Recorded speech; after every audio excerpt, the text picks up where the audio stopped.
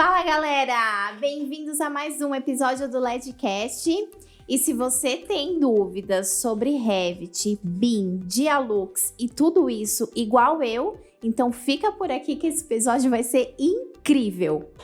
Bom, para acompanhar, para discutir um pouco mais sobre esse tema e esclarecer essas dúvidas todas, eu trouxe duas pessoas incríveis, mega especialistas sobre o tema. Primeiro é o Ari, consultor, pesquisador de BIM e sócio proprietário da Dharma Sistemas. O professor Ari é proprietário da Dharma Sistemas.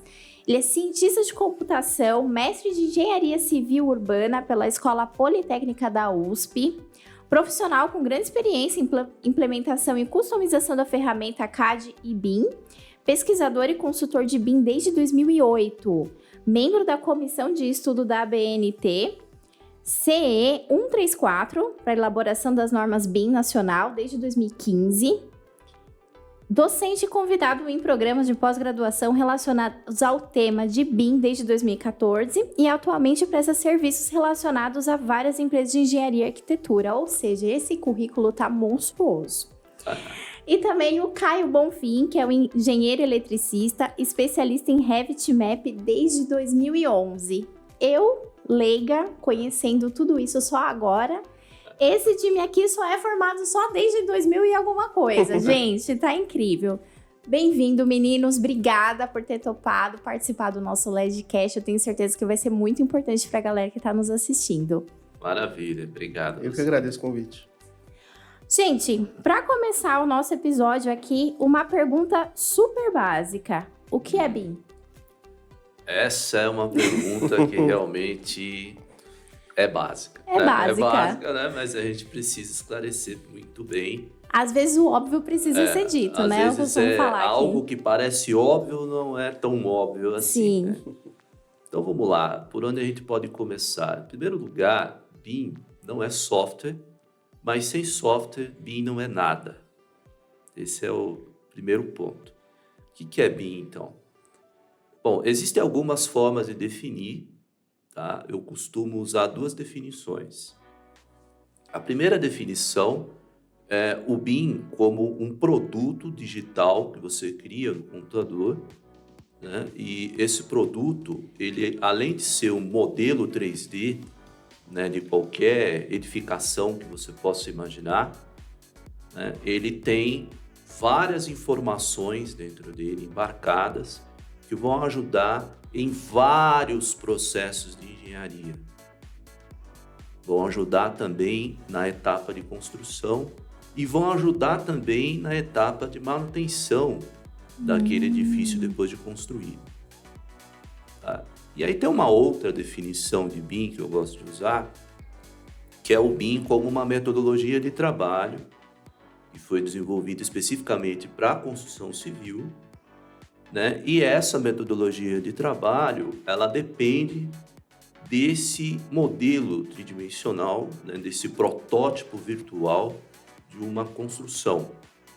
Tá? E essa metodologia de trabalho, para você começar a usar, você precisa de um investimento, né? Na capacitação dos profissionais da empresa, né? Na contratação de consultorias especializadas, né, na aquisição de software, tá? Então tem uma série de coisas aí que as empresas precisam se preparar antes de começar a usar, tá? E que é uma metodologia que já é amplamente usada afora, né, há mais de 20 anos. Nossa. E no Brasil começou lá no final dos anos 2000 as primeiras experiências.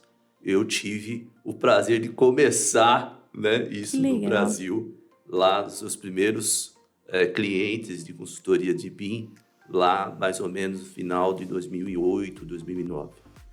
Poxa vida, não fazia ideia que fazia tanto tempo assim implementado, né? Sim, faz bastante tempo. Essa metodologia. E a grande pergunta, como que o Revit se encaixa na metodologia BIM?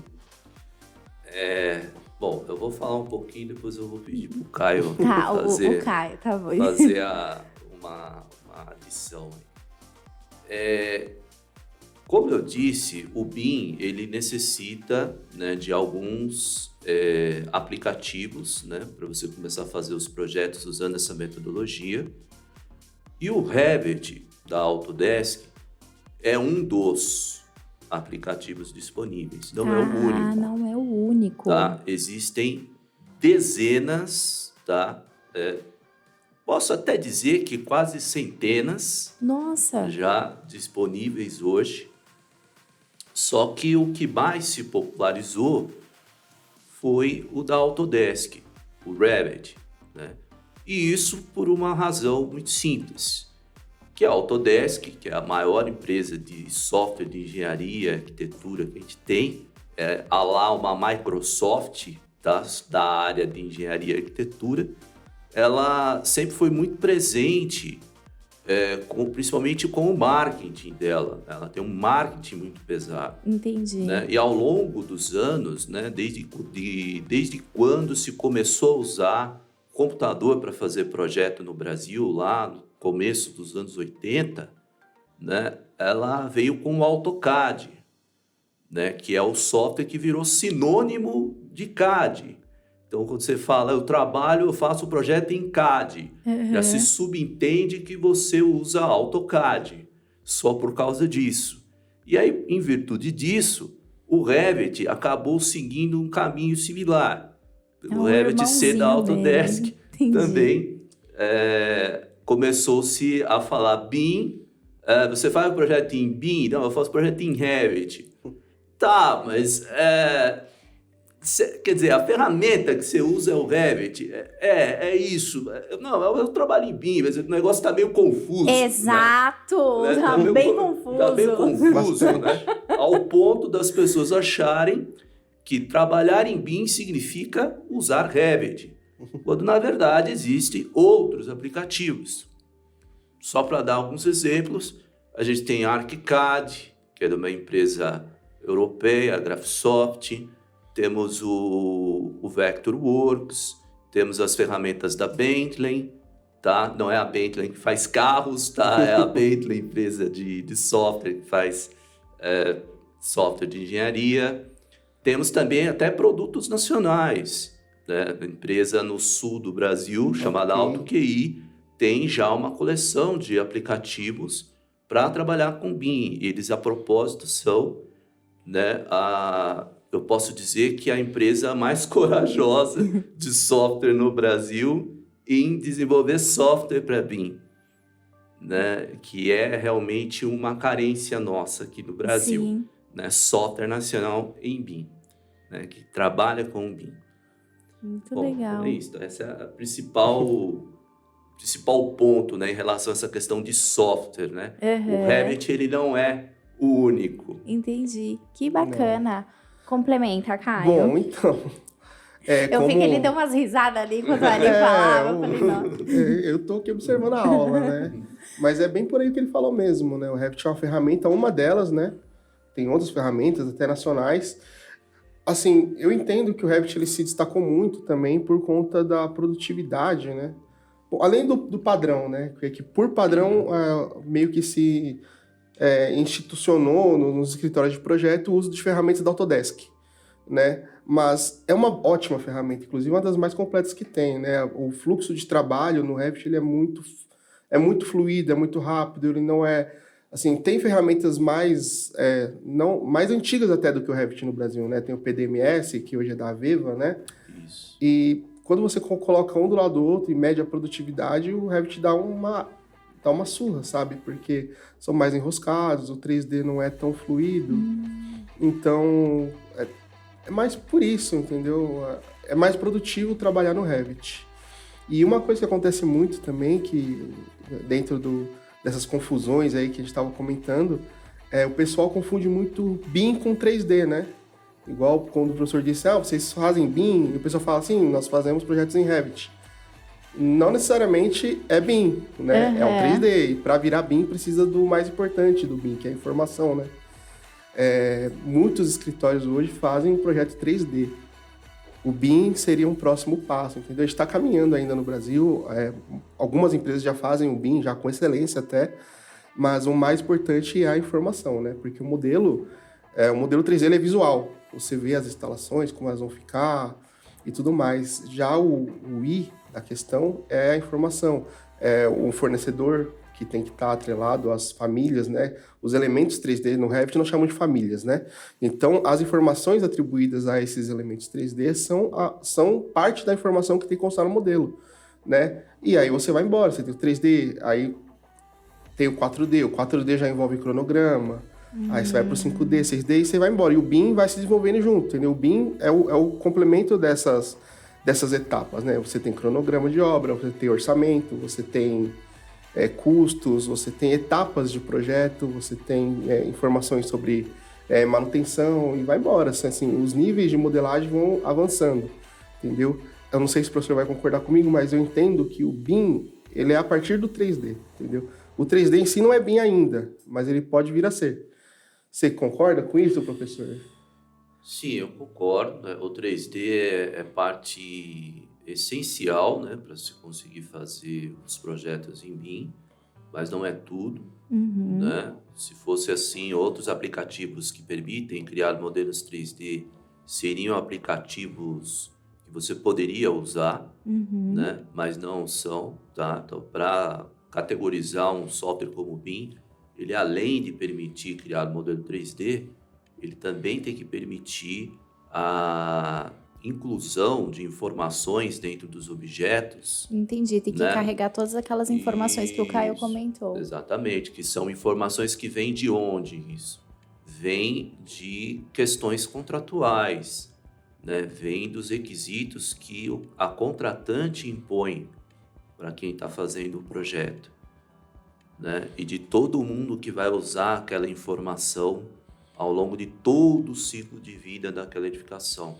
Tá? Que passa pelo projeto, construção, né? Manutenção e até a futura demolição daquele ativo, né? Que está sendo construído. Né? Poxa, que bacana, eu nunca tinha parado para pensar. É bem amplo, tá? É bem amplo. Muito então, dependendo dos usos que se quer fazer do BIM, né? Daí vem aquela questão das dimensões que o Caio falou, né? Do 3D, 4D, 6D, 5D, ND. Na verdade, eu não concordo muito com essa nomenclatura de dimensões, tá? Porque isso daí até já foi deixado para trás por causa de normas internacionais que começaram a surgir, né? Como a ISO 19650, que trata de gestão da informação, fala dos usos do BIM, não mais de dimensões, porque são tantos usos, são centenas de usos, né, que você pode fazer dos modelos BIM, então acaba não fazendo tanto sentido você usar dimensões. Entendi. Né?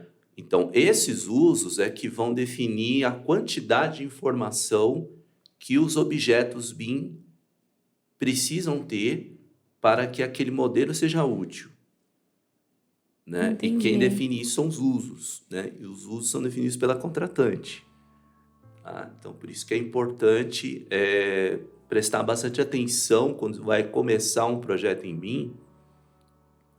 No fim, né? Qual que é o uso que esse modelo vai ter? O que o cliente quer com esse modelo? Qual que vai ser o objetivo? É isso que vai fazer com que a gente consiga fazer a modelagem da informação, né, que é o que está na sigla BIM, né, Building Information Modeling, é modelagem da informação da construção. Né? Então, essa modelagem da informação é justamente isso, pensar nos usos, né, que o modelo, os modelos, na verdade, não é um único modelo. Né? Sim. Você tem as várias disciplinas de projeto envolvidas ali, você tem a arquitetura, a estrutura, a elétrica, o ar-condicionado, a hidráulica, impermeabilização, vedações, enfim.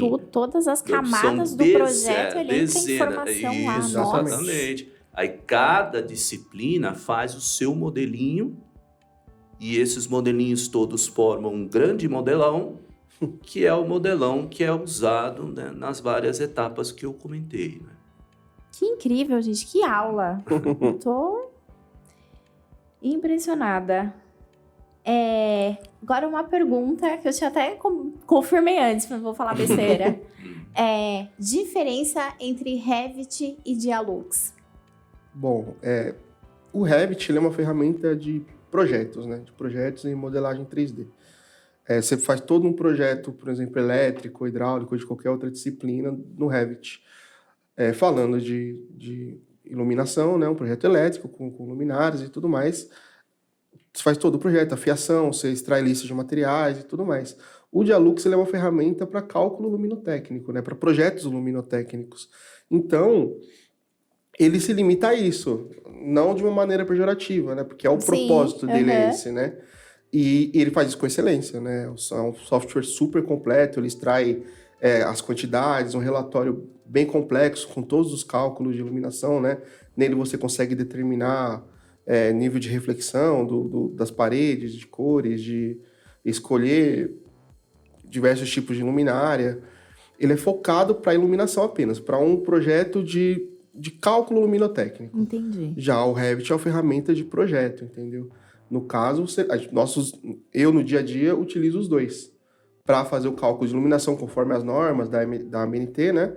Eu uso o Dialux e com o layout que ele me fornece de luminárias e com as informações do memorial descritivo que ele extrai, eu puxo as informações para o meu projeto, para a minha documentação.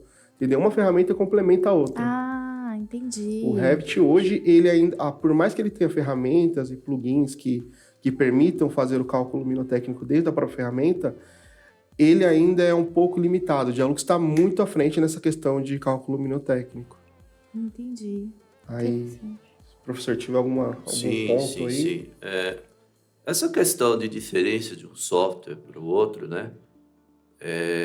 Existe uma coisa que eu acho engraçado, que assim, são os fãs do software A ou do software B. Né? Aí, não, eu sou fã do Revit, eu vou fazer tudo em Revit. Que o Revit é fantástico. Sou especialista em Revit. O Revit é o Revit, não tem outro, né?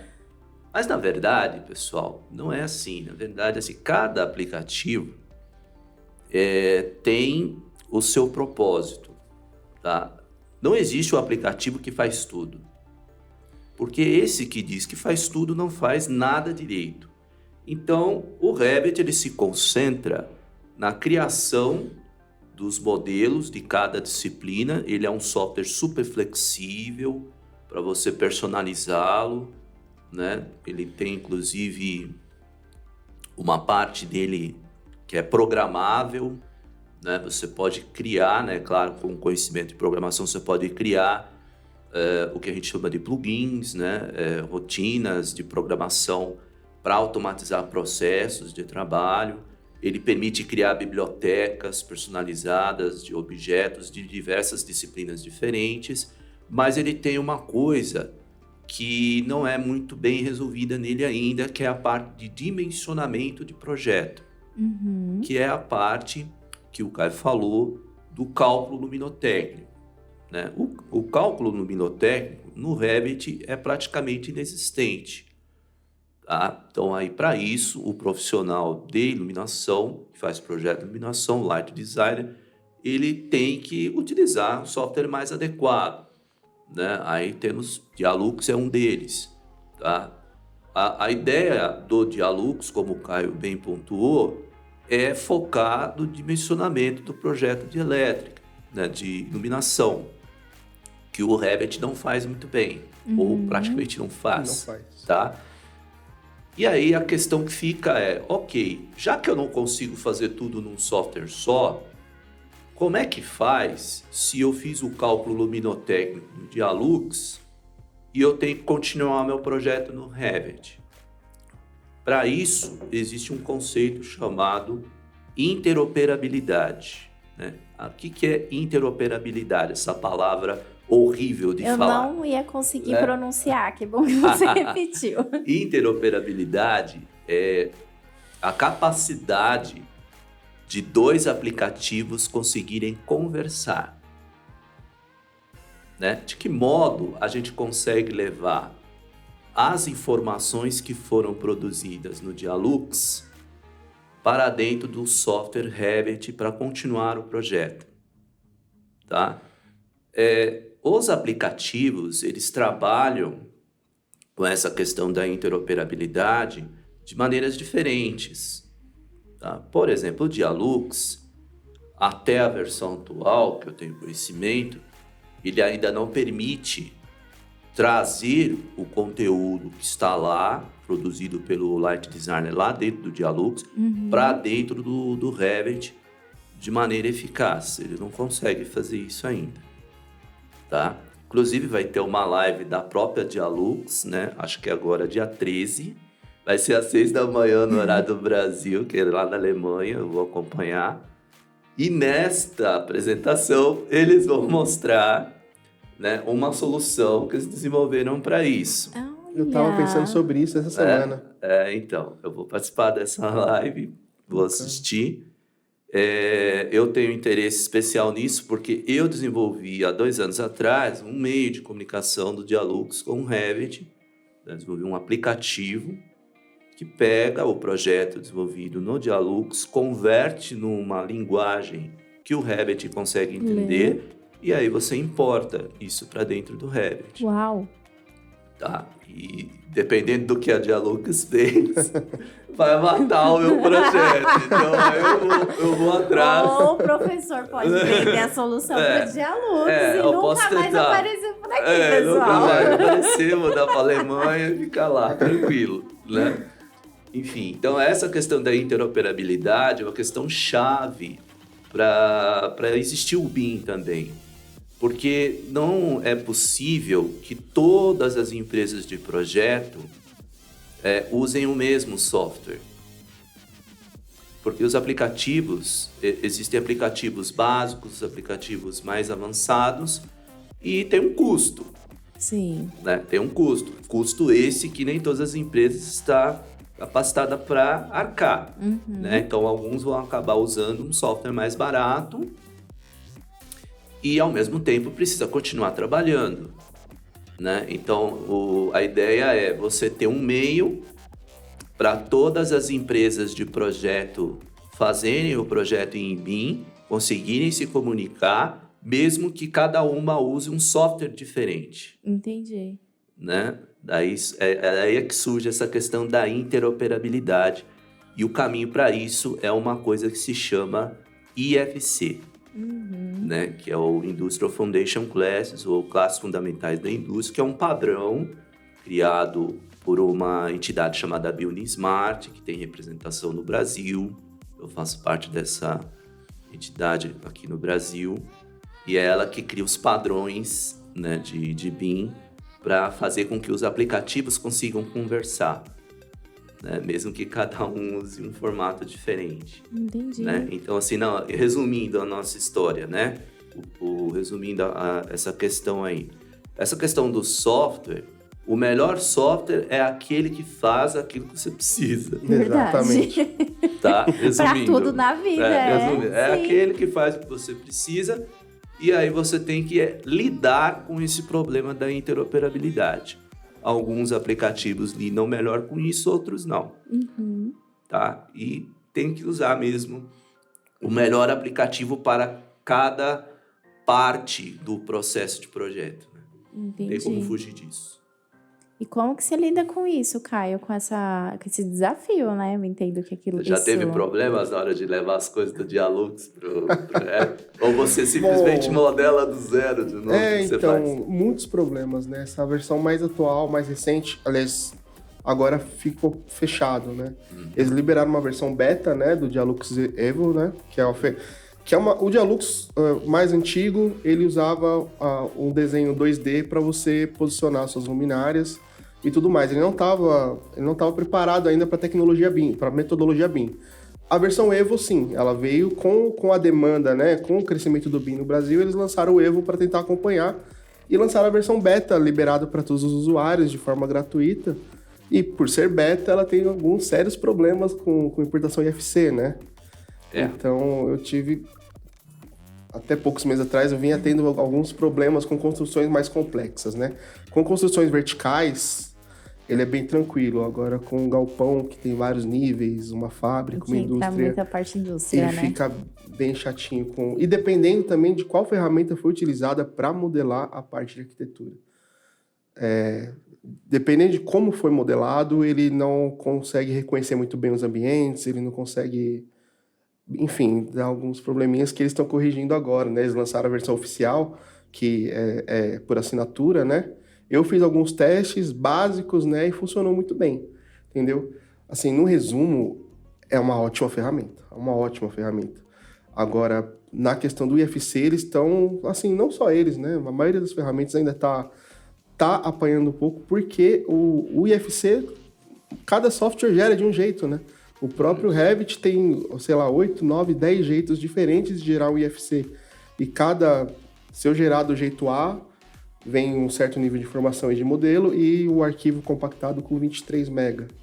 Aí se eu gerar de um outro, dá 2 GB de arquivo. Então, nossa, pesadíssimo. essa questão do IFC no Brasil ainda, o pessoal, até mesmo quem estuda BIM, quem estuda não, né? Quem implementa o BIM no escritório ainda tem uma certa dificuldade com o IFC, com o entendimento do IFC, entendeu? Eu tive algumas conversas com o pessoal da AutoQI, eu tenho tido conversas com eles e eles estão trabalhando duro nisso, viu? Em questão de maturidade do IFC, né? E densidade também de informações, de detalhamento dos modelos, né? Enfim, tá melhorando. O Dialux tá, assim, eu uso diariamente, é a minha principal ferramenta para cálculo luminotécnico. Igual eu falei, eles fazem com excelência, né? Mas ainda precisa melhorar um pouco nessa questão do IFC, viu? Assim, o IFC é um padrão ISO também, tá? Uhum. Tem uma norma ISO que define como que o IFC tem que ser escrito, né? E a Building Smart, ela tem, que é a entidade que desenvolve, né? Ela tem processos, né, de validação dos aplicativos. Então, como é que isso funciona? Por exemplo, eu desenvolvo um software BIM e aí eu quero me certificar pela Building Smart para colocar um selo lá no meu software para dizer que o meu software consegue abrir arquivos IFC e exportar arquivos IFC de acordo com os padrões, né, da Building Smart. Né? Tem um processo para isso, né? Acontece que nem todas as empresas de software vão atrás desse processo de certificação, né? Tirando as grandes empresas como Autodesk, Graphisoft, Bentley, Nemetschek, são grandes empresas de software que já estão aí há muito tempo e elas, inclusive, fazem parte do conselho diretor da Building Smart. Então, elas têm que entrar no processo de qualquer jeito, né? Então, fora essas, né, há centenas de outros aplicativos que usam o IFC, não tem condição de pagar uma certificação dessa. Uhum. E aí acaba fazendo o negócio meio mais ou menos. Mais ou menos. Vocês podem, mais ou menos, né? Mais ou menos. Sai um arquivo lá de 2 GB. Exato. Isso é ridículo, tá? Não é para sair um arquivo de 2 GB nunca, né? Essa solução, por exemplo, que eu desenvolvi para levar o projeto Dialux para qualquer ferramenta BIM, não é apenas para Revit, tá? Tá. Porque ela trabalha com IFC. Ela gera um IFC enxuto porque eu estou seguindo à risca o que está lá na norma, né? Sem redundâncias dentro do arquivo e tal, para o arquivo ficar o mais enxuto possível. Legal. Né? Esse deveria ser o jeito mais certo de fazer, né? Só que o IFC também não é uma coisa simples de interpretar, mesmo para quem desenvolve software, porque usa uma tecnologia antiga, porque o IFC ele surgiu lá no começo dos anos 90.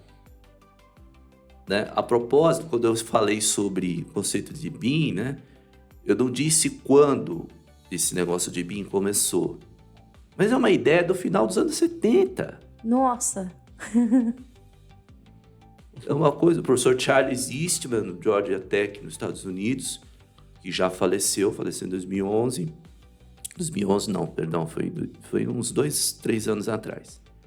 Eu tive a oportunidade de poder conhecer ele, né? O professor Charles Eastman, ele teve essa ideia lá em 75 de que seria interessante ter num primeiro momento um aplicativo, né? Não tinha nem ideia de metodologia, né? Não, desenvolver um aplicativo capaz de representar qualquer edificação no computador com informação, não apenas o modelo 3D. Foi ele que começou isso daí.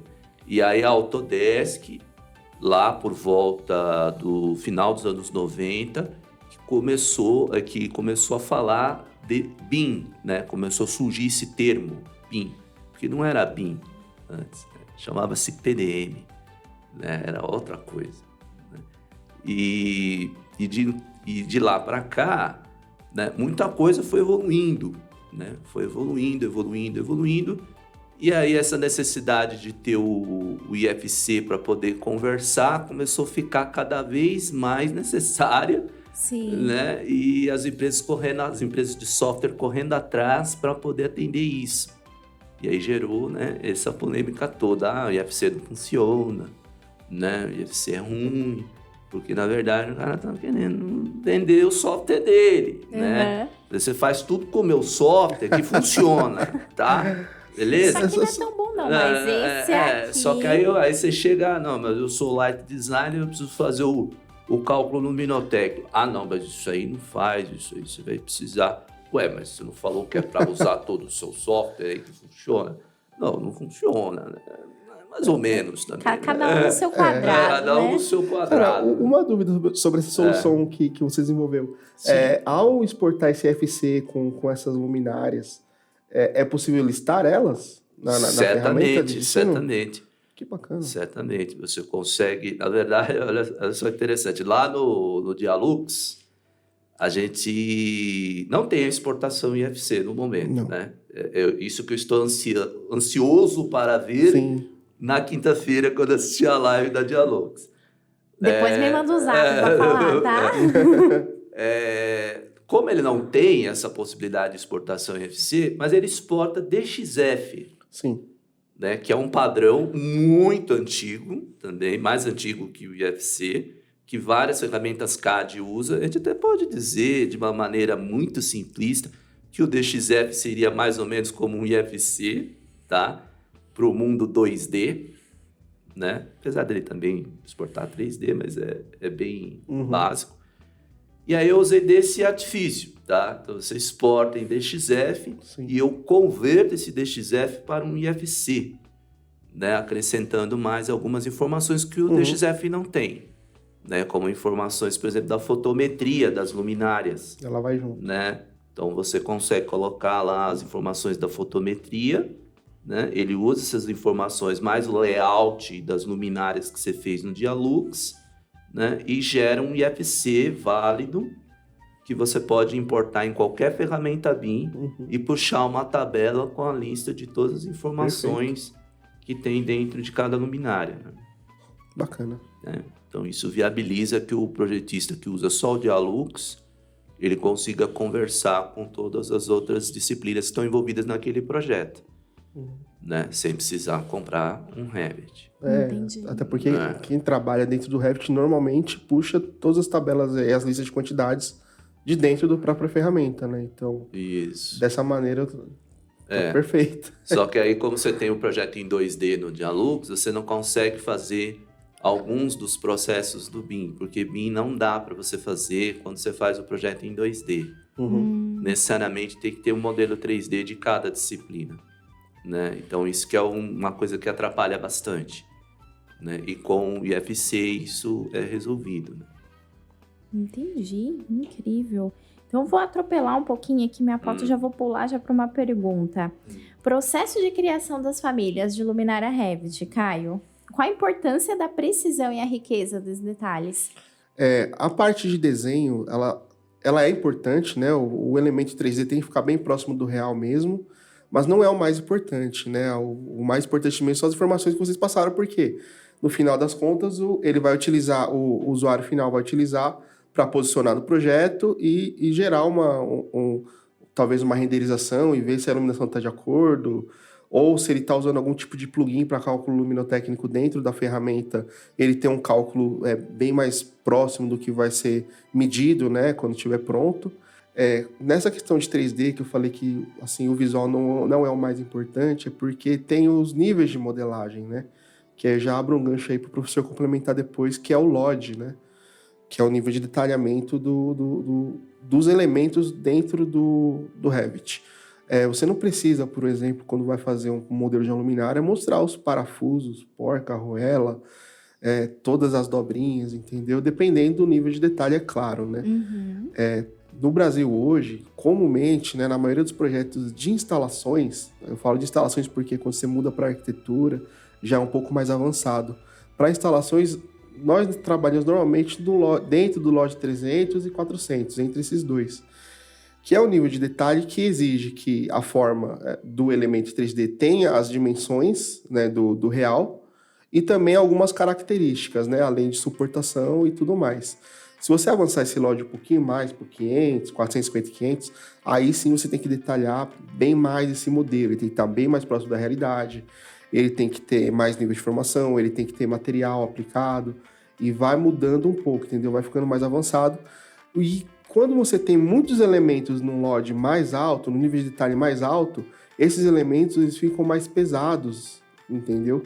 Então, o Revit fica um pouquinho mais lento e menos produtivo, né? Se você pega um modelo muito pesado para trabalhar, a produtividade cai porque leva mais tempo de processamento, então acaba enroscando um pouquinho no processo de desenvolvimento do projeto. Entendi. Então, esse nível médio de detalhamento, ele é importante para a produtividade e também porque ele tem um nível de informação, não só visual, mas também informações de dados que você precisa ter no projeto.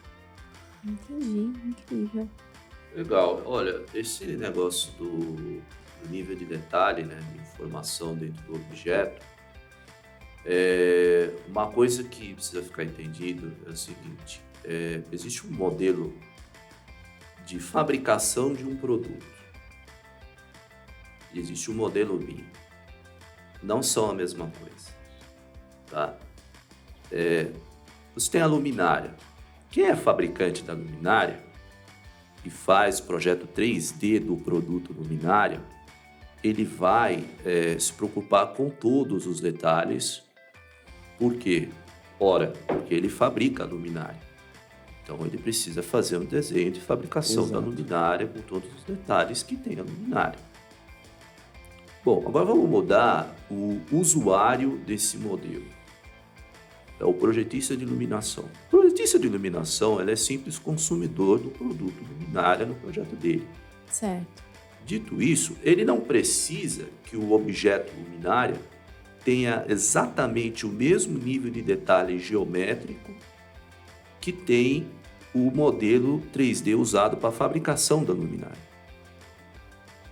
Tá? Então, tem uma diferença bem grande entre o objeto BIM, que é uma representação virtual, né, de um elemento da construção, e o modelo de fabricação daquele produto. Tá? Aí, olhando para o objeto BIM, além da parte da geometria, que tem que se tomar cuidado com o nível de detalhe geométrico que vai usar, tem o nível de detalhe de informação não geométrica. Uhum. Né? O Caio falou dos parâmetros, né? O que são parâmetros? Né? Parâmetro é um nome técnico que a gente usa dentro das ferramentas de modelagem 3D de um modo geral, tá? Que serve para você criar relações entre as partes do objeto.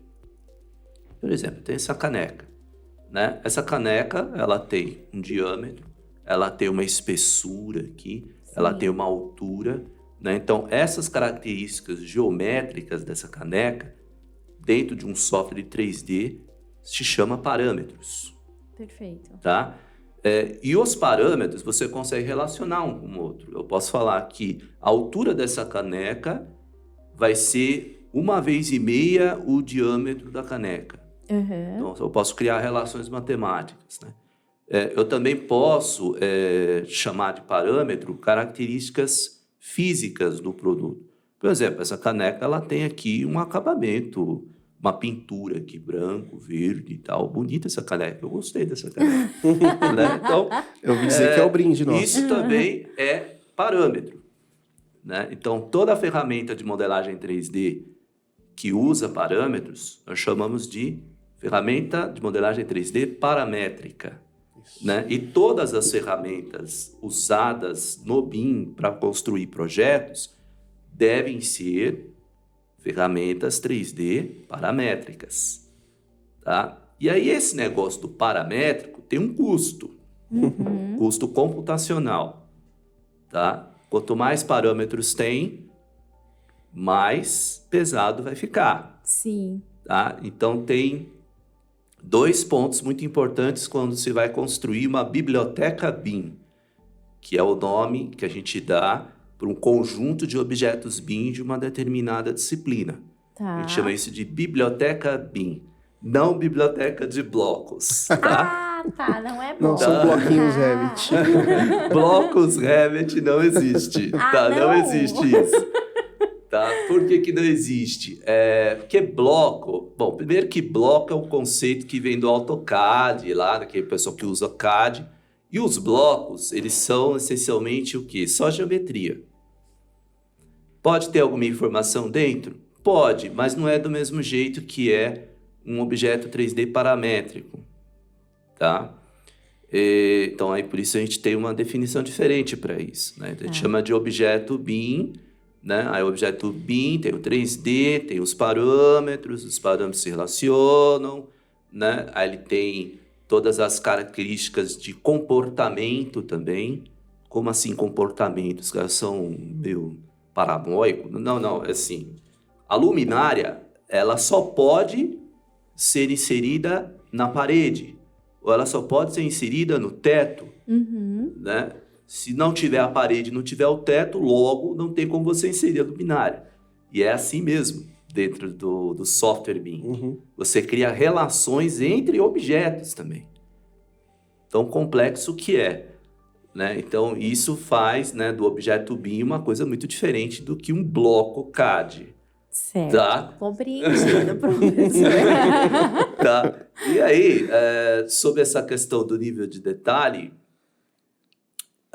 a norma 19650, que é a norma de gestão da informação em BIM, ela tem um conceito novo chamado LOI, que é Level of Information Needs, ou nível de informação necessária, tá? Para que aquele objeto seja útil, pensando nos processos que ele vai ter que atender. Certo. Né? E quando você vai construir uma biblioteca de objetos BIM, você precisa, primeiro, antes de qualquer modelo surgir, modelar a informação.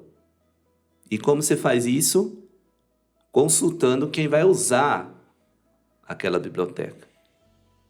Né? Vou dar um exemplo.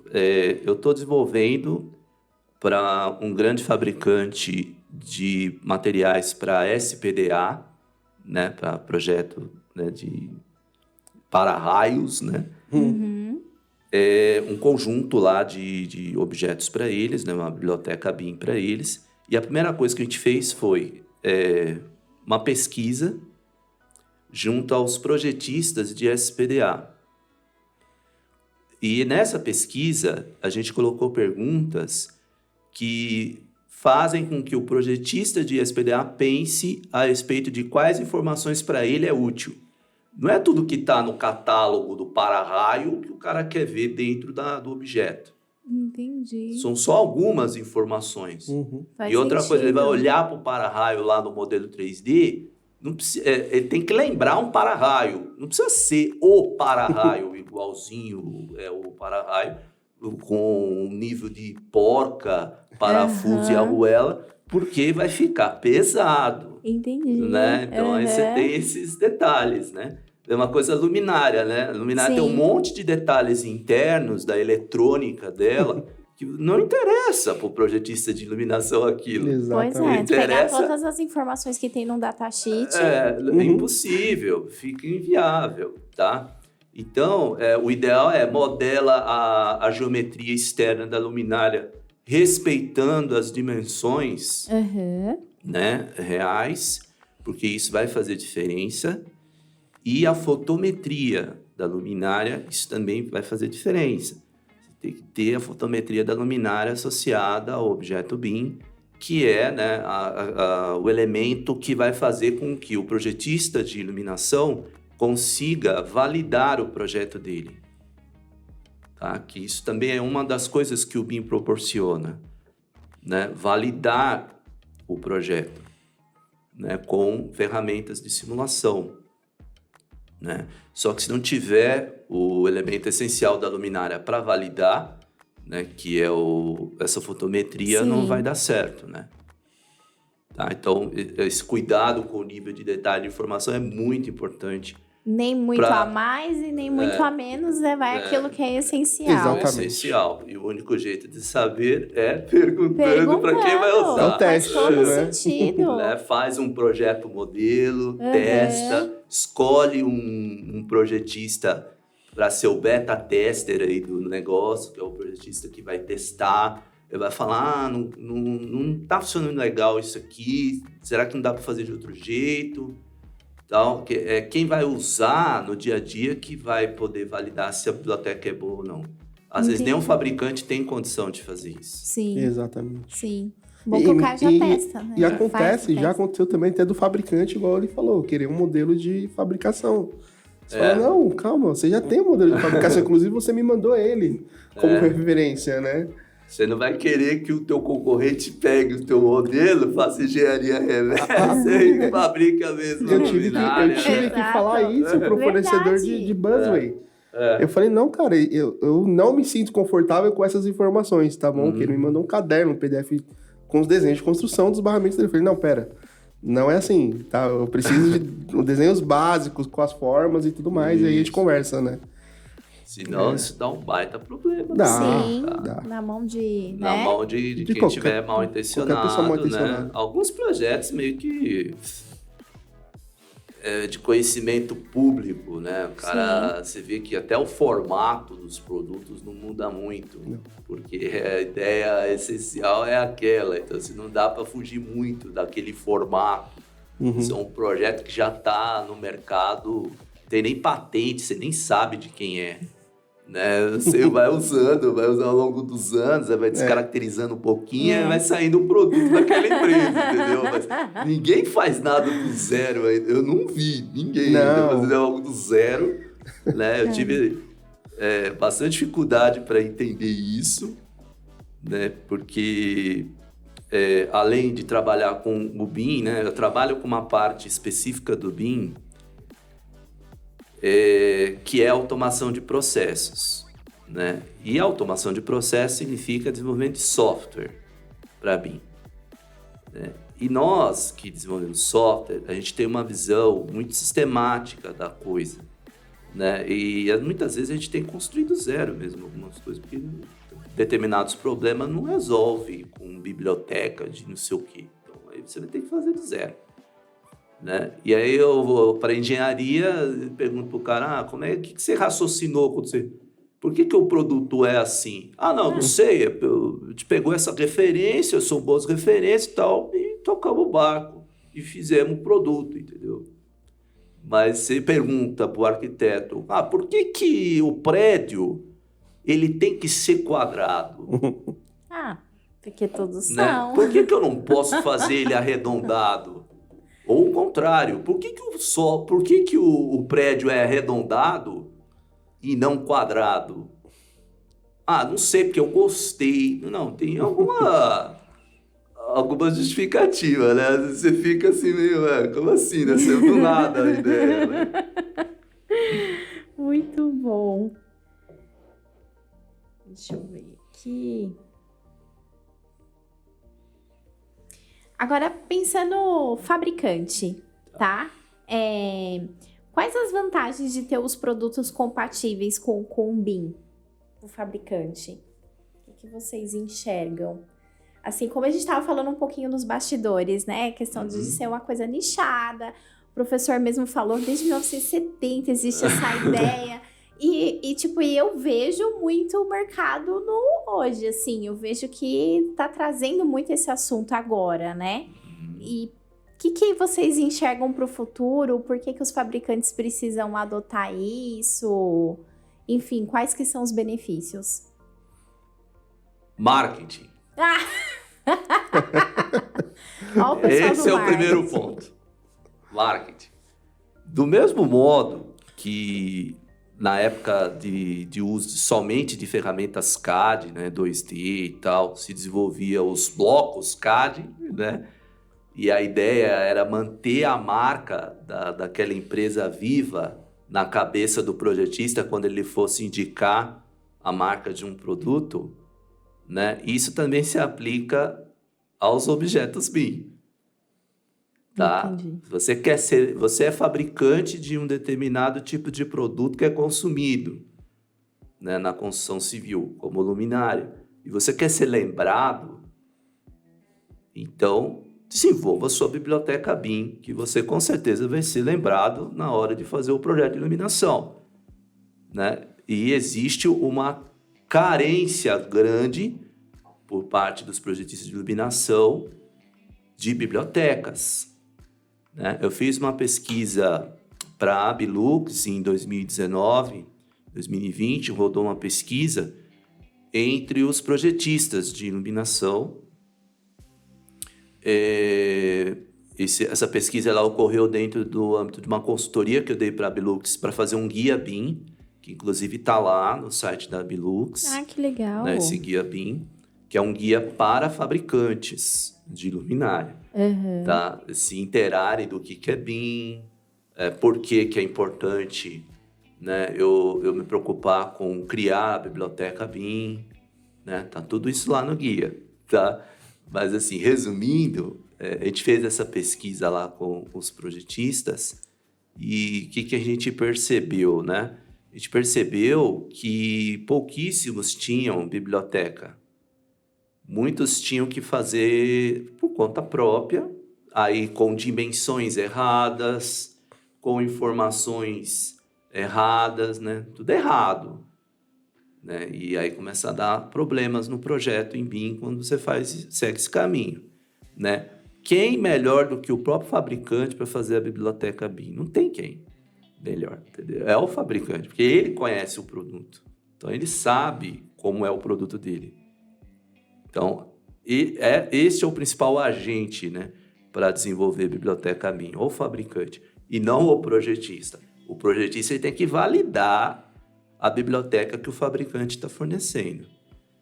Tá? Então, esse detalhe de ser lembrado, né, é um detalhe interessante, tá, para o fabricante, né? Embora, né, a gente saiba que quando chega lá no departamento de suprimentos de uma construtora, o cara necessariamente tem que orçar 3 opções e escolher o de melhor preço. Mas, pelo menos, o teu nome vai estar entre as 3 opções, porque ele vai puxar a lista de materiais do projeto, o cara dos suprimentos lá da construtora, e vai ver o nome da sua empresa lá. Conex LED, legal, vou cotar com esses caras. Já abriu uma oportunidade, né? Então. Sem isso... E no dia a dia também do escritório é assim, né? Pô, surgiu um projeto para fazer em Revit e precisa de luminária. Assim, poucas empresas têm alguém bom e com tempo para fazer essa biblioteca de luminárias para usar. Se já tem prontos, já está organizado no site lá, puta, bonitinho, eu vou lá e o primeiro lugar que eu vou é no site do fornecedor e baixar, entendeu? Então, quando falou, você sempre vai ser lembrado, não é? Às vezes, você sempre vai ser lembrado. Se eu preciso de uma luminária hoje, eu tenho certeza que no site da Conex LED tem uma linha completa de luminárias que eu vou poder utilizar, entendeu? Então, como a gente comentou antes, né? Pô, tal empresa tem ligado bastante pra gente pra saber da biblioteca, tá testando, tá usando. E é justamente por conta disso. No dia a dia, precisa de luminária. Opa, baixa lá que lá tem, entendeu? E aí, tipo, ele sempre vai procurar. E não só com luminárias, né? A gente tá dando como exemplo, mas com tudo. Sim. A Tigre, por exemplo, foi a primeira, se eu não me engano, né, que fez a biblioteca. Ela fez, inclusive... Tocol, né, também. Inclusive, fizeram... Toda construção civil, né? toda a Envolve construção tudo, civil. imaginei. Nossa, Cara, lá em muita 2011 eu gente. lembro que assim, a elétrica sempre teve um pouquinho defasado da hidráulica, né? Na questão do BIM. E a Tigre já tinha até plugin para Revit. Você carregava lá, ele já puxava a biblioteca dele todinho para dentro da sua ferramenta. Você era... Assim, você não escolhia lá, eu quero baixar um cotovelo de meia polegada, de 1 polegada. Não. Ele já puxava toda a biblioteca para você ficar condicionado a usar o deles, né? Até porque pouca gente sabia desenvolver também, né? Então, é meio que se instituciona, né? Dentro da empresa, né? Você meio que sempre vai lembrar daquela marca. Hoje, eu não faço. Hoje tem mais opções, muitas opções, mas como a Tigre lá no comecinho, ela já criou essa biblioteca completa, que se fazer qualquer projeto, você sabe praticamente. Que se você vai lá, certeza. Já tá, eu instalo o aplicativo e em 2 cliques já tá dentro do meu computador a biblioteca deles. Não tenho nem o trabalho de ir no site deles baixar, entendeu? Exatamente. Então, como ele falou, na hora de comprar o material, com certeza o nome vai estar lá. Vai ser Sim. lembrado, Entendeu? né? Até hoje, esse negócio da Tigre é engraçado, porque até hoje, eles já lançaram isso aí mais de 10 anos né? atrás. E até hoje, todos os clientes que eu pego da área de instalações hidráulicas, os modelos que eu pego deles para usar ou para fazer algum processo, tem a família lá da Tigre. Até hoje. E às vezes tem aquela primeira versão mais antiguinha. A versão mais antiguinha e tal. Outra coisa interessante sobre essa questão da importância de lançar uma biblioteca por parte do fabricante, né? É que além da biblioteca, existe a oportunidade de você vender outras coisas. Por exemplo, você pode distribuir sua biblioteca com um plugin. E esse plugin, além de permitir, é claro, que você consuma a biblioteca, tenha ferramentas especializadas para aquela área.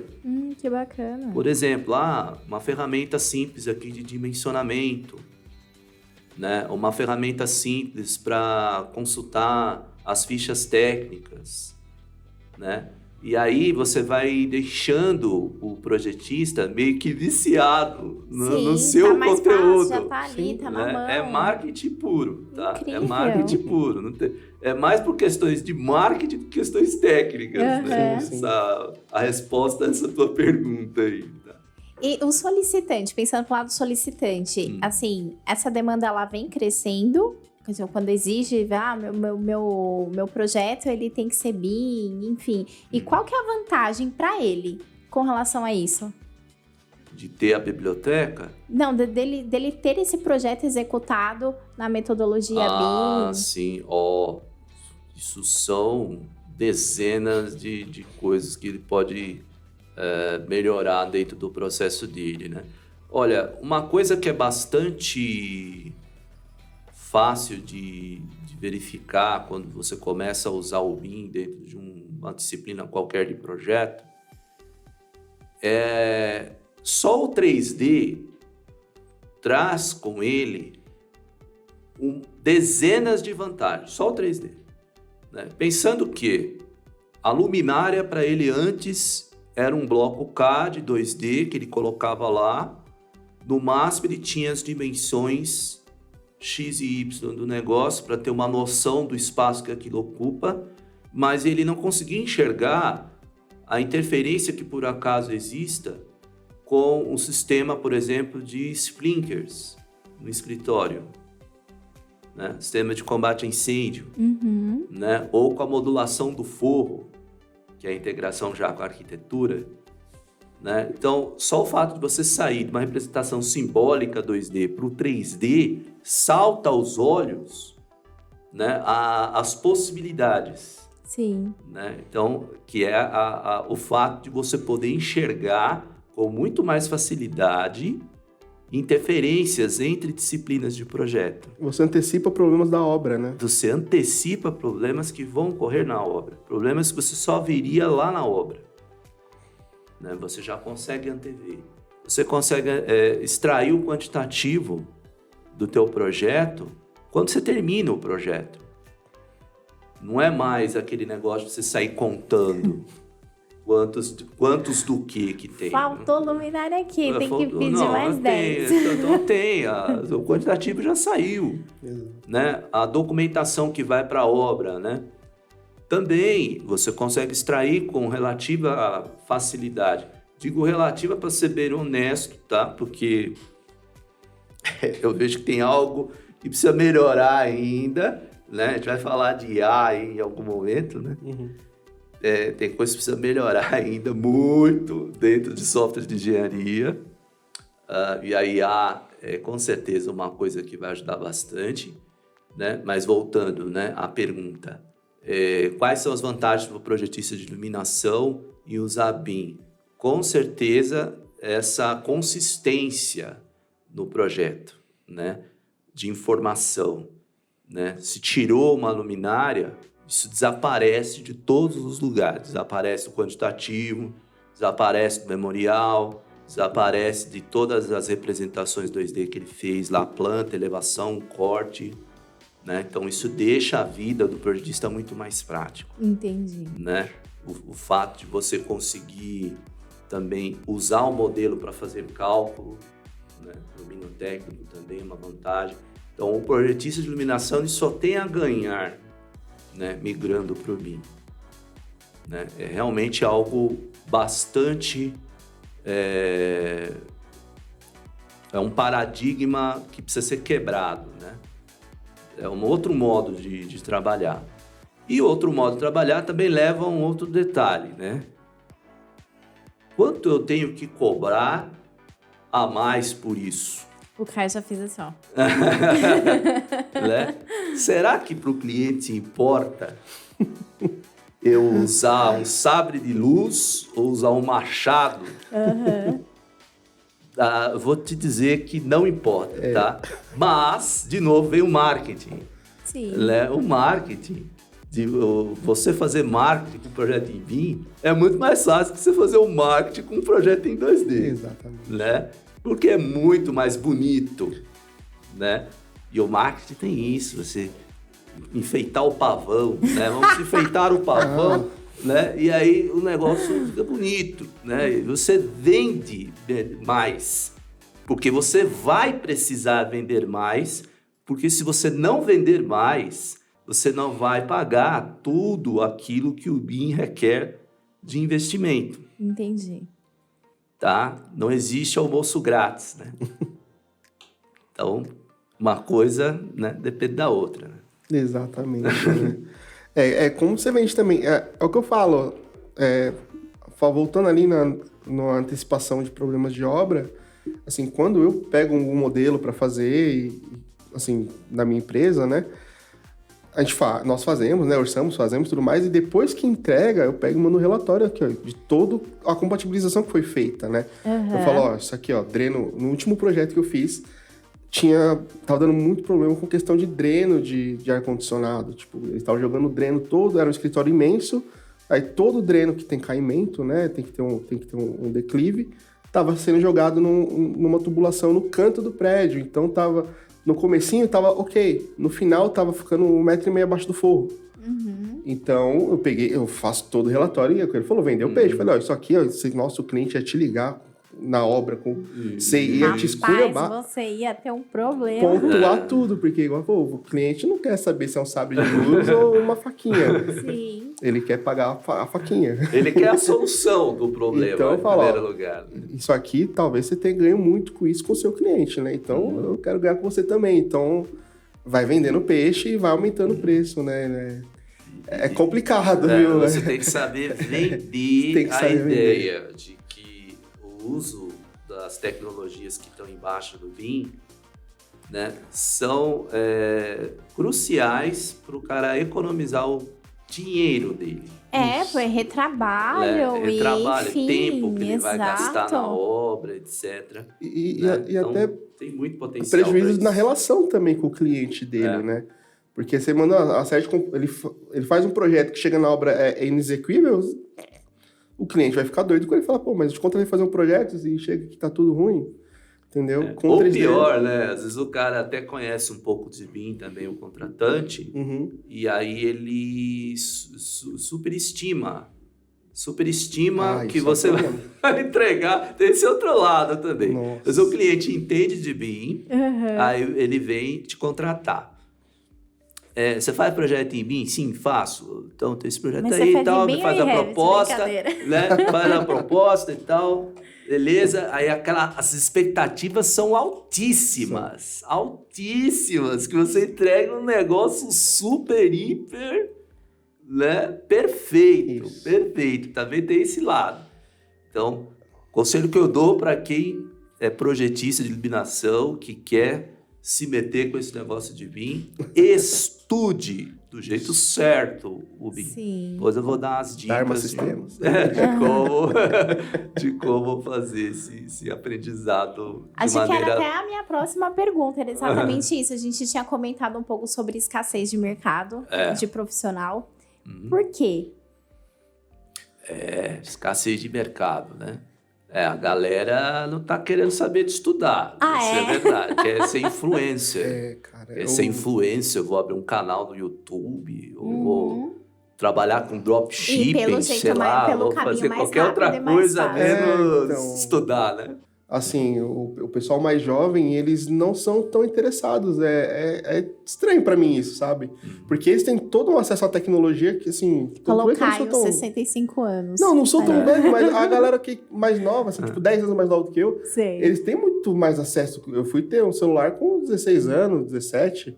Eles já, com um ano, com 10, já estão no tablet brincando. Exato. E mesmo assim, eles não têm tanto interesse em tecnologia e como o professor Talvez como a gente comentou, esperasse, né? e eles também não se preocupam tanto em se especializar em algo. Saiu até uma pesquisa recente aí falando que eles não têm interesse em gestão, né?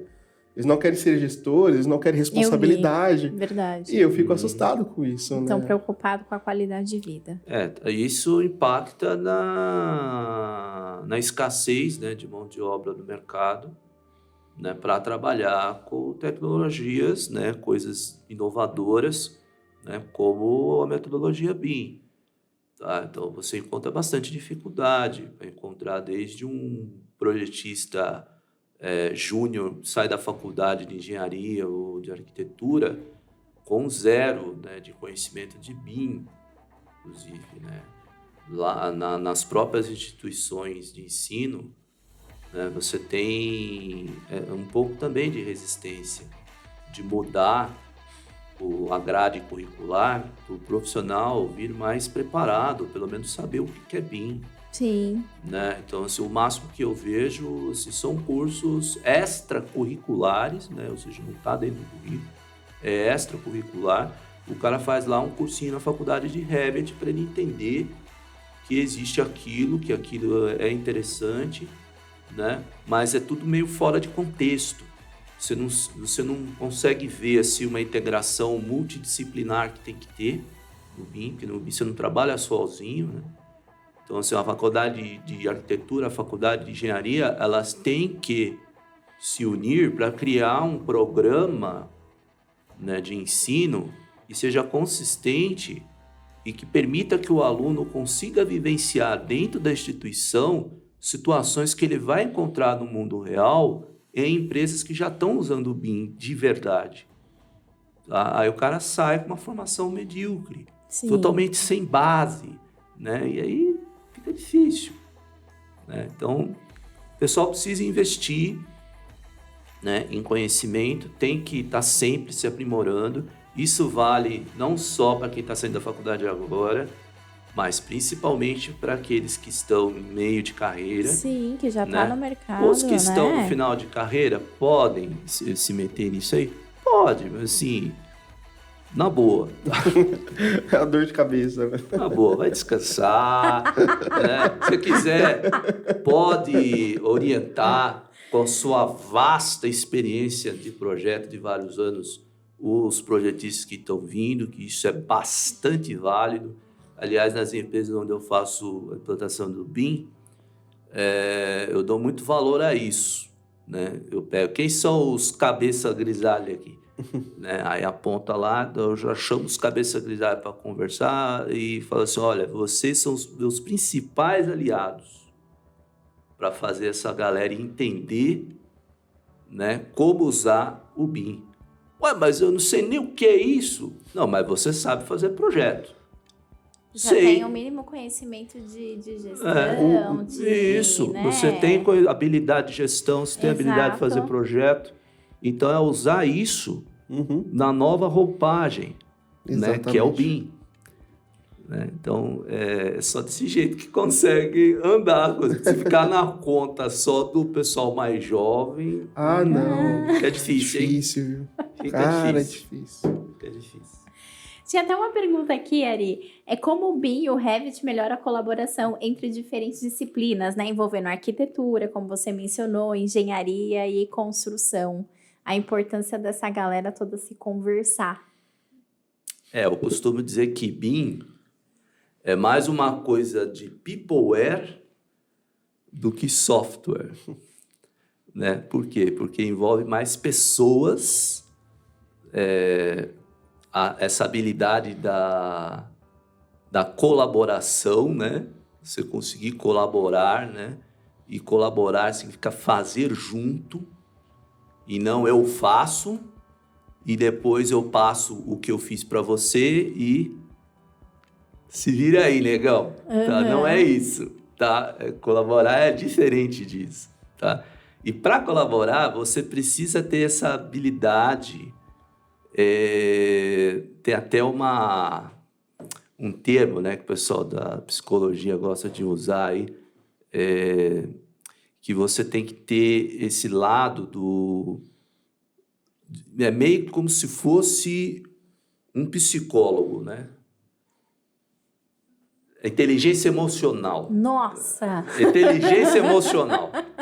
Inteligência emocional, você tem que estudar sobre isso e tem que entender os perfis diferentes de pessoas, porque senão você não vai conseguir fazer as pessoas colaborarem. Tá? A grande briga que tem com o BIM logo no começo eu não gosto do fulano de tal, não vou ajudar o fulano de tal, não sei o quê, mas aí o consultor de BIM tem que ir lá, passar a mão na cabecinha. Não, meu filho, não é assim. Vamos lá, ajuda o coleguinha. Dá para fazer e tal, mas então, tem que ser assim. Tá? Então, a inteligência emocional é mais importante do que qualquer outra inteligência que você possa imaginar dentro do BIM. Estudem BIM, inteligência emocional, que é sucesso. Você tem essa relação, Caio, onde você atua com outros coleguinhas de outras áreas? Assim, é bem tranquilo até. Assim, muito tempo fazendo, você acaba entendendo, assim, desenvolvendo essa inteligência emocional também, né? E eu sou... É que também vai muito do perfil de pessoa. Eu sou bem desenrolado, então eu tenho poucas pessoas com quem eu tenho, assim, dificuldade de tato, né? Mas, assim, não me atrapalha muito nessa questão lá do pessoal. E outra coisa, assim, hoje as ferramentas, elas também nos permitem trabalhar com pessoas do outro lado do mundo, entendeu? Tem a Autodesk mesmo, tem uma ferramenta que você consegue trabalhar no mesmo modelo, ao mesmo tempo, né, em tempo real, com uma pessoa que está na Noruega, por exemplo, entendeu? Então, no dia a dia do trabalho, dentro do escritório, você chama o seu colega lá, ô, colega, vem cá, você está fazendo isso? Vamos mudar, entendeu? Quando você trabalha com alguém na Noruega, não dá. Então, você tem que... o contato, ele por ser mais distante, você tem que entrar lá no chat lá e bater um papo, por favor, poderia, acaba sendo mais formal, né? Então aí já não precisa tanto dessa inteligência emocional, porque você sabe que a pessoa nem te conhece, você tem que tratar ela com um mínimo de cordialidade, né? Sim. Então, no dia a dia tem sido bem tranquilo, e as ferramentas, a tecnologia, que essa mesmo estou te falando, é fantástica, né? Inclusive, eu posso trabalhar de qualquer computador que tiver um Revit instalado no mesmo projeto, entendeu? Ele está no servidor da própria Autodesk. Então, é bem, assim, com outras disciplinas é bem tranquilo. No dia a dia, na mesma empresa, é super rápido, é bem tranquilo. Quando é com empresas terceiras, aí demora um pouquinho mais a resposta, mas ela sempre vem também, porque como o Ari falou, o intuito é colaborar, né? Então... hoje temos, pelo menos eu tenho lidado com gestores muito bem preparados que têm orientado bem as equipes, sabe? Fala, pô, se você não der informação pro Caio, vai demorar mais para entregar, e não é interesse nosso que ele não entregue, entendeu? O interesse é que todos entreguemos juntos, ou quanto antes, né? Porque quanto antes a gente despachar esse projeto, antes vem outro. Abre a porta para outro. Abre a porta para outro, entendeu? Você falou bastante de produtividade, né? Então, eu imagino que deve ser meio puxado. Essas ferramentas de colaboração, elas, para a produtividade, são fundamentais, né? Não só você ter uma ferramenta que te permite produzir rápido, né? Modelar rápido, uma ferramenta que você consegue se comunicar rápido e reportar um problema de maneira rápida também. É tudo bem que isso depende também muito de processo, né? De cada empresa. Isso. Etapas de verificação, etapas de maturidade do modelo também, né? Conforme vai avançando. Mas mesmo dependendo dos processos de cada empresa, a comunicação interpessoal, essas ferramentas elas têm ajudado muito. Tem sido bem útil. Professor, sobre a questão de... Você falou que algumas ferramentas tinha que melhorar ainda bastante, consultou um pouquinho sobre IA. O que você enxerga aí de melhorias para o futuro dessas ferramentas?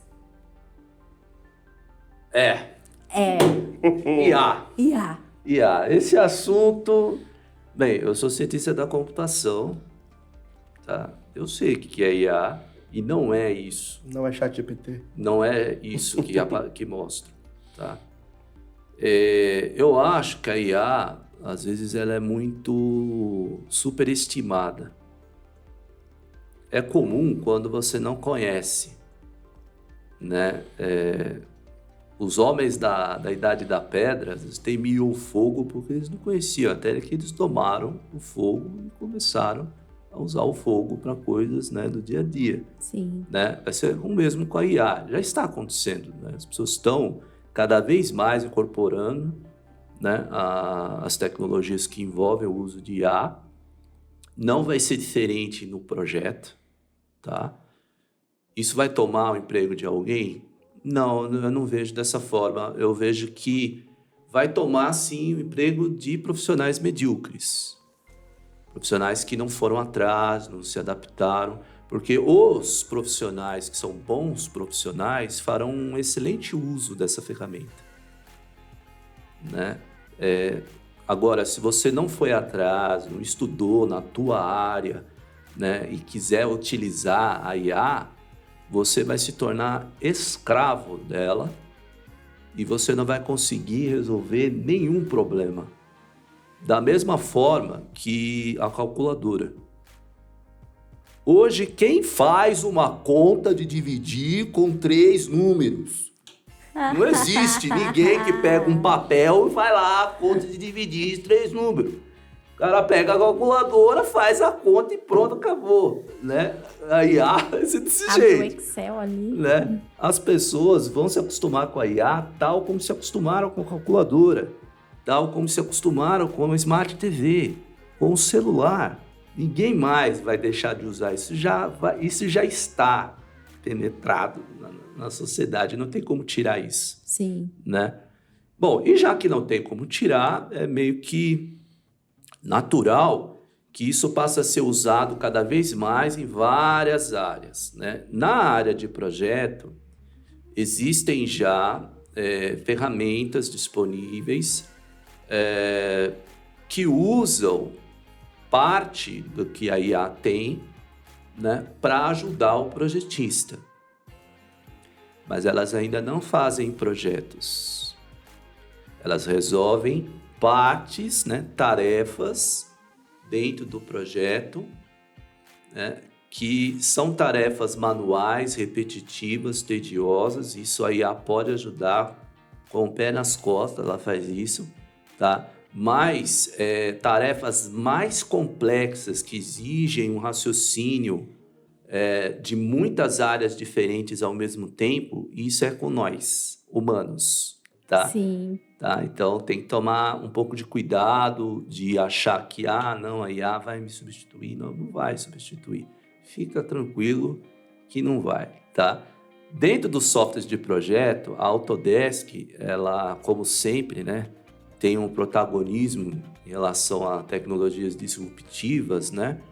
ela já tem no Revit, né, introduzida aos poucos IA, né, nos outros produtos dela lá também já começou, né, a introduzir a IA, né, e aí com o advento do ChatGPT e outras ferramentas similares, né, ao ChatGPT, você começa a ter outras possibilidades também, né, ter verdadeiros assistentes de projeto.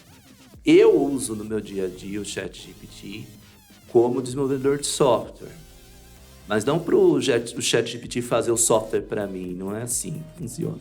Eu tenho lá o software que eu preciso fazer, né? Aí tem determinadas tecnologias ali, determinadas abordagens que eu tenho que fazer, que é bem trabalhoso, né? Aí eu vou lá no ChatGPT, olha, constrói para mim esse módulo que faz isso. Aí ele gera, fora do contexto do meu projeto. E eu, como profissional de desenvolvimento de software, eu pego aquilo, adapto à minha situação e uso. Para quem é projetista, vai ser a mesma coisa, né? Só vai ter que usar ferramentas um pouco diferentes, né? Mas vai chegar já a um nível que você pode, por exemplo, subir um modelo 3D de um layout de luminárias, colocar ali as restrições todas do problema que você quer que seja verificado, e a IA te dizer que aquele layout tá uma porcaria, né? Ou te falar, olha, parabéns, hein? Bom trabalho. Tá incrível. Você usou sua burrice natural, quero dizer, inteligência artificial, ou melhor dizer, natural, né? Para resolver o problema. Nem precisa de mim. Nem precisou de IA, né? Para resolver. Né? Mas vai chegar nesse nível, né? O nível de você ter um assistente ali para ficar te ajudando a fazer as coisas, igual a lá Star Trek, assim, que você fica falando. Mas se você precisa ter a sua própria experiência, né? A sua vivência. Não, ela não ali, trabalha senão, sozinha, né? Não. E tem um detalhe, hein? Tem que agradecer a IA sempre que ela te dá uma resposta. Certa, né? Você fala, Você tem perfeito. que Nossa, falar. eu só falo por favor e obrigado, sempre. também. Vai Não, que, né? vai que isso vira uma Skynet, né? E sai matando todo mundo aí, então é melhor você ser educado com ela. As leis já se movem. Agora, voltando um pouquinho para a questão dos profissionais, para a gente finalizar aqui. Certo.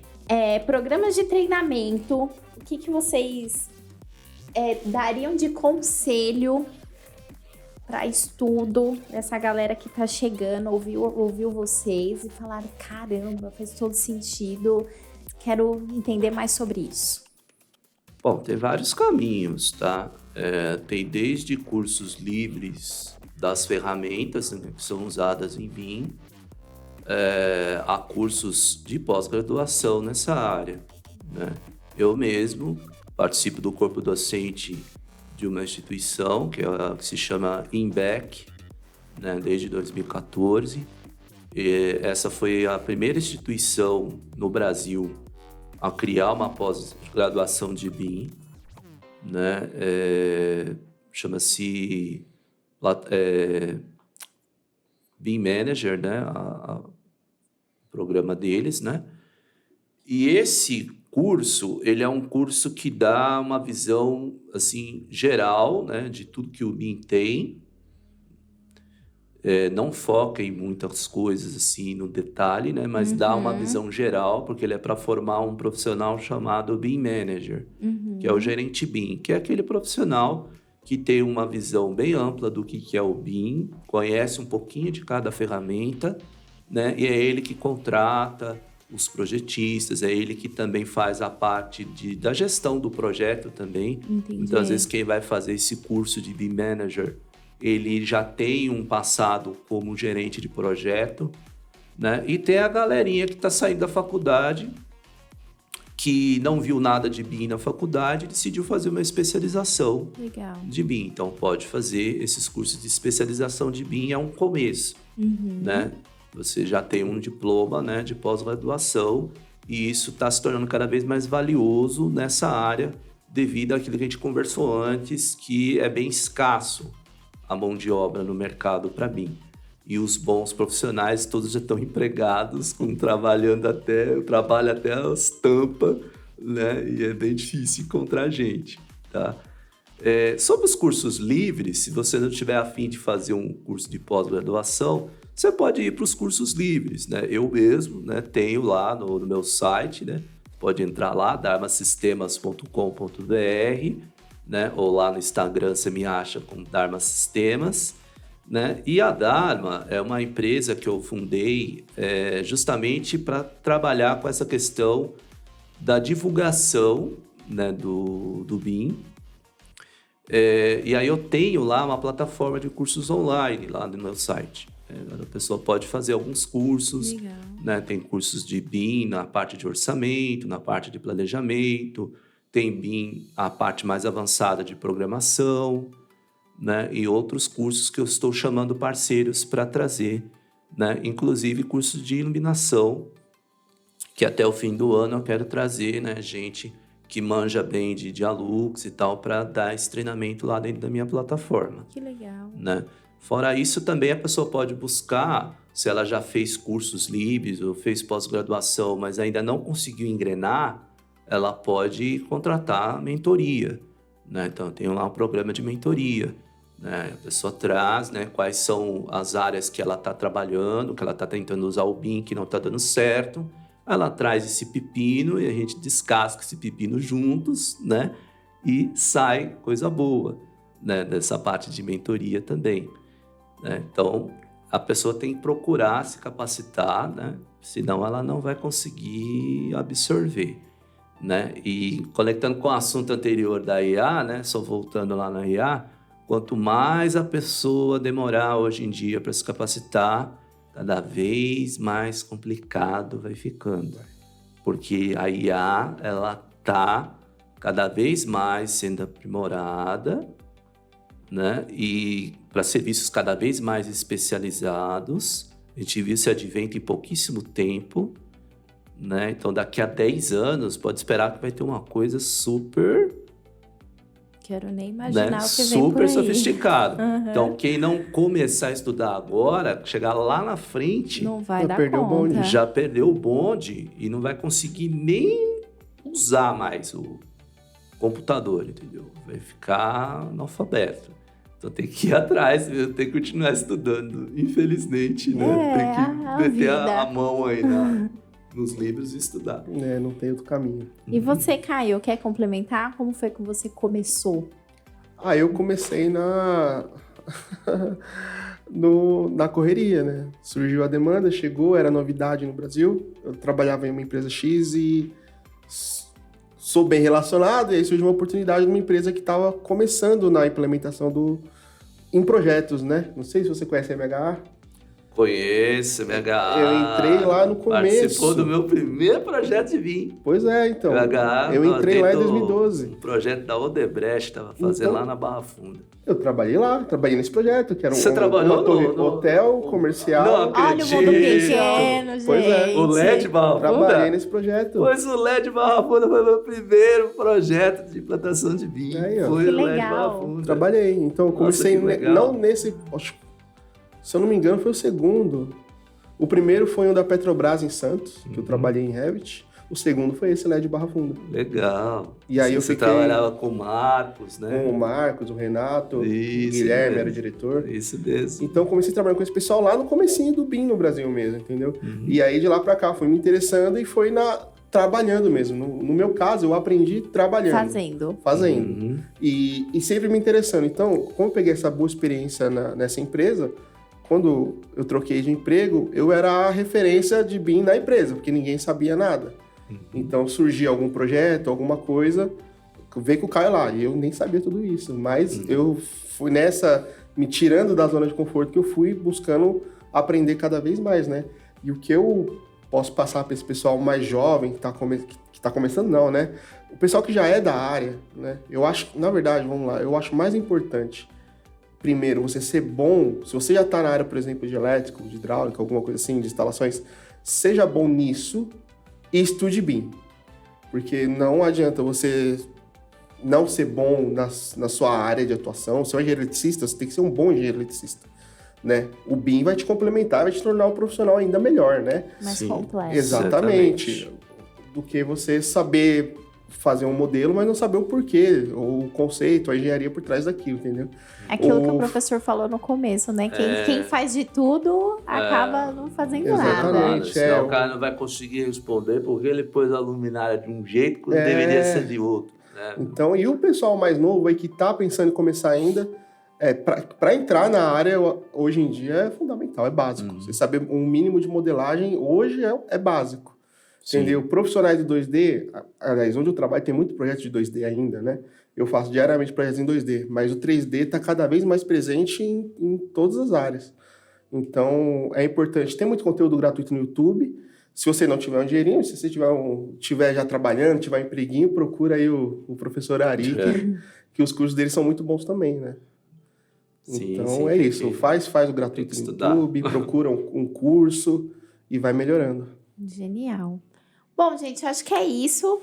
Eu não sei vocês, mas eu amei, adorei a aula. Eu achei que foi super enriquecedora. Desculpa, eu esqueci de falar de uma coisa. Me fale. Tem o curso da Bilux, que vai rolar mês de julho. Tá. Ainda dá tempo de se inscrever, então se vocês entrarem lá no Dharma Sistemas, no Instagram, no link da bio, vocês vão encontrar lá a inscrição para o curso da Bilux. O que é esse curso da Bilux? Tá? É um curso voltado exclusivamente para fabricantes de luminárias. Joia. É imperdível esse curso. Esse curso ele vai ter um módulo só para ensinar o fabricante a desenvolver os seus produtos em 3D e depois um módulo só falando de criação de biblioteca BIM. Legal. Depois um módulo só falando de cálculo luminotécnico, um super especialista que a gente tem. Vai ter um módulo até de análise estrutural de produtos, né? Usar software de simulação, né? E também vários podcasts que a gente vai fazer com especialistas que a gente está trazendo do mercado, né? Tem pesquisadores do IPT, tem projetista de iluminação, né? Pessoal da indústria também. A gente conseguiu montar, né, um programa bem legal. Então, entrando lá no Dharma Sistemas, você vai encontrar lá todo o detalhamento do curso. Da programação do da curso. Programação Se inscrevam, pessoal, super completo, incrível. Vocês estão vendo aqui, né? É responsa. Bom, é isso? Isso Recado aí. dado? Perfeito. Recadinho, Caio? Não, sigam. Inscrevam-se no meu canal, Caio Bonfim Revit Map. E é isso. Tô sempre postando conteúdo de Revit lá e curte lá, se inscreve e é isso. Então tá bom, pessoal, eu quero super agradecer, eu amei, sair daqui não sabendo nada, agora eu sei um pouquinho. Certo. Muito obrigada. Pelo menos já sabe que não existe blocos K, blocos Revit. É isso aí. Excelente. Pessoal, fico por aqui. Se vocês gostaram do episódio, não deixe de curtir e compartilhar com o coleguinha e até a próxima. Tchau, tchau.